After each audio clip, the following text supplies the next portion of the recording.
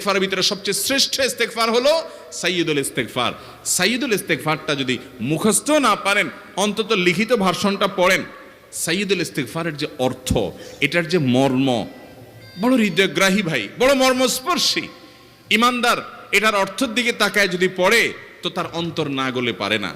আল্লাহুম্মা আনতা রব্বি, হে আল্লাহ আপনি আমার রব, আপনি আমার পালনকর্তা লাগেন, আপনার সাথে আমার এই সম্পর্ক, আমি আপনার গোলাম, আপনি আমার রব, এই সম্পর্কটা আপনার সাথে আছে। আল্লাহুম্মা আনতা রব্বি লা ইলাহা ইল্লা আন্ত, ও আল্লাহ আপনি ছাড়া আমার ইবাদত, আমার গোলামি, আমার দাসত্ব, উপাসনার উপযুক্ত আর কেউ নাই।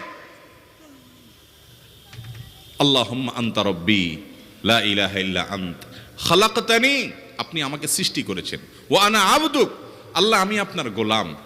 দেখেন কিভাবে আল্লাহর সাথে সম্পর্কটার কথা